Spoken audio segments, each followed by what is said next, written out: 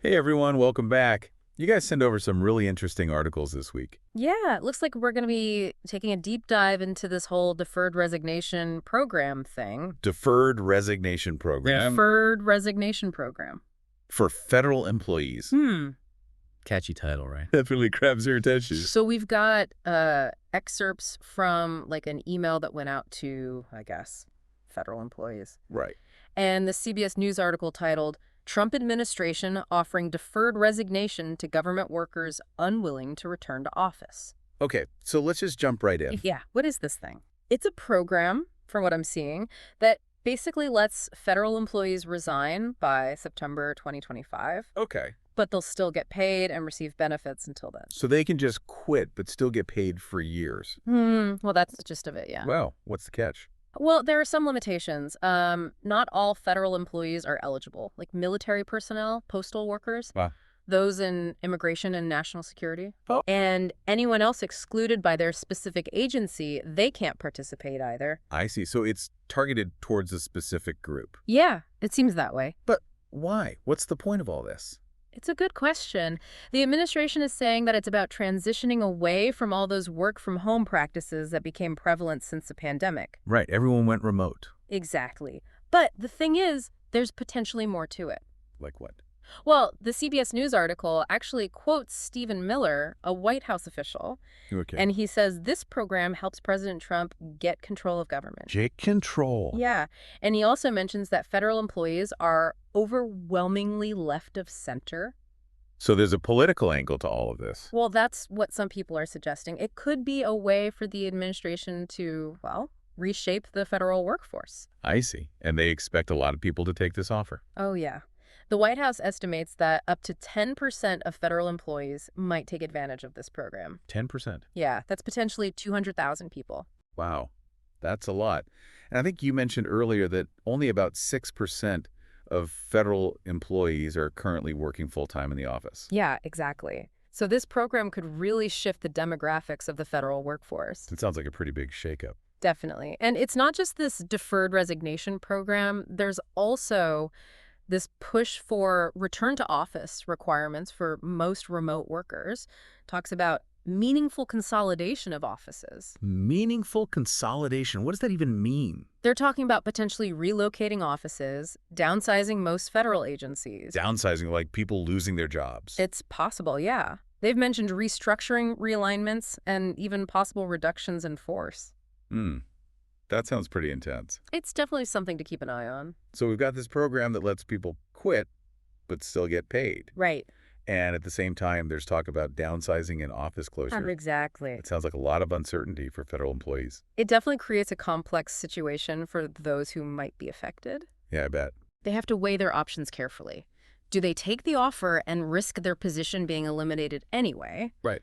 Or do they stay and face the possibility of having to return to the office full-time? So it's not just a simple choice between quitting and staying. There's a lot more to consider. Exactly. It's a multifaceted situation with potentially far-reaching consequences. So we've got the government pushing for these changes, and it sounds like it could have a big impact on federal employees. But what about the rest of us?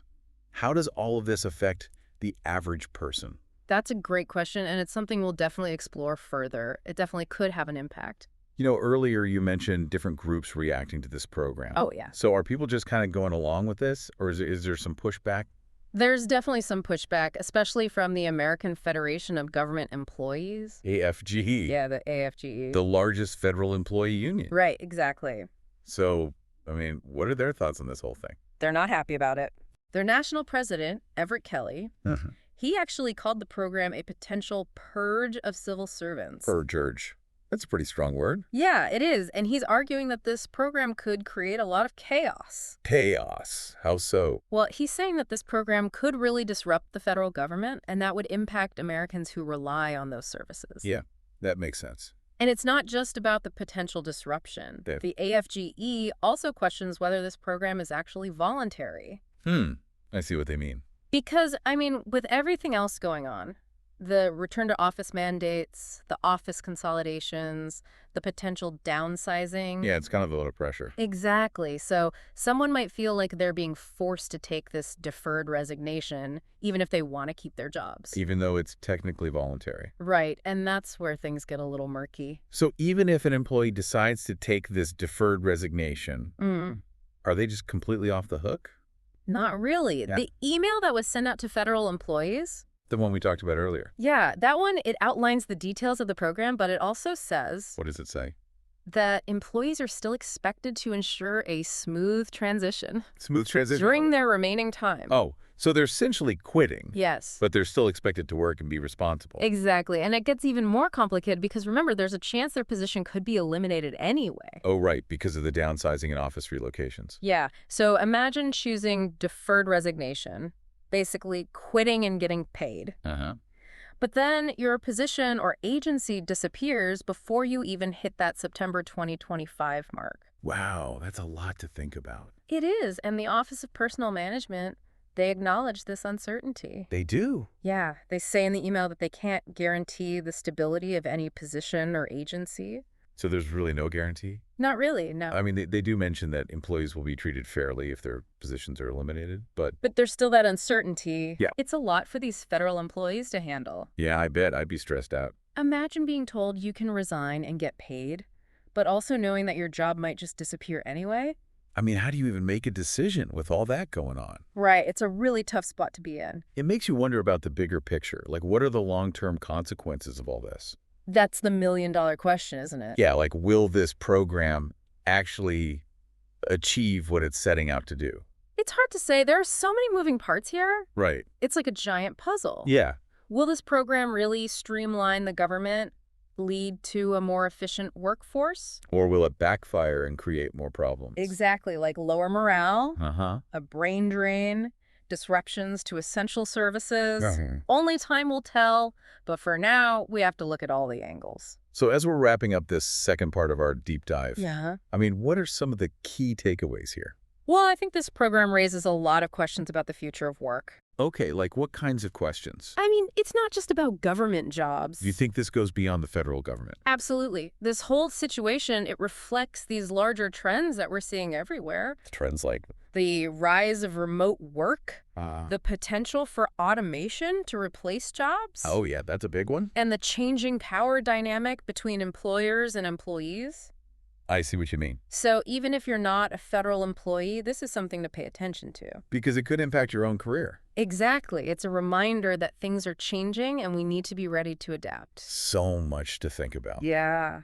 We've really gone deep on this one, haven't we? Definitely. Okay, so we've covered a lot. Yeah. The details of this deferred resignation program, the motivations behind it, the criticisms from the AFGE. Right. We've even talked about how this program might be a reflection of the future of work as a whole. Exactly. But now I want to shift gears a bit. I want to Okay. bring it back to you, the listener. We've discussed the potential impact of this program on federal employees, on government services, on the political landscape. Right. But what does it all mean for you personally? That's a great question to ask. Because it might seem like this is all happening way up there in Washington, Yeah. and it doesn't really affect our everyday lives. Right. But is that really the case? I don't think so.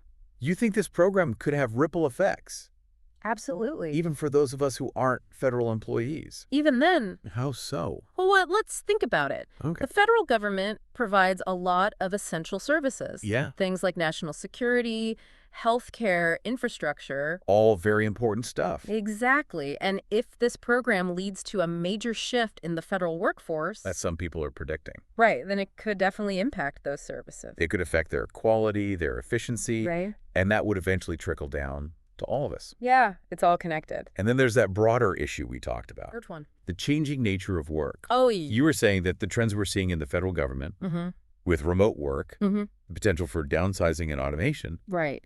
those same trends are happening in the private sector as well. Absolutely. So what's happening with this deferred resignation program, it's like a glimpse into the future. A future where work might look very different than it does today. Exactly. So even if you're not a federal employee, this story has relevance To all of us. to all of us, yeah. So what are we supposed to do? Just sit back and watch as the future unfolds. No, not at all. What should we be doing? We need to stay informed. About what's happening. Right. We need to understand the forces that are shaping the world of work. And then what? We need to be adaptable. Okay. The job market is changing. Skills that are in demand today might be obsolete tomorrow. Yeah, that's a scary thought.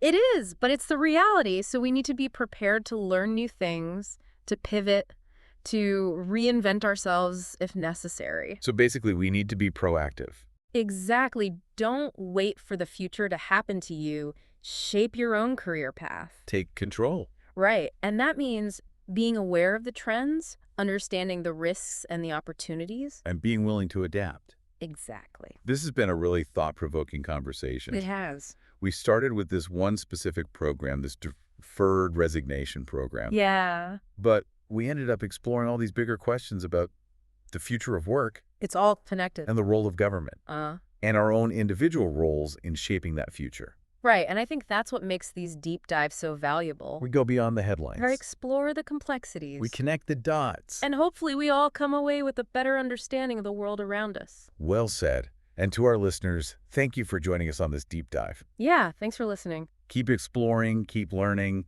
and keep those questions coming. Until next time. Stay curious.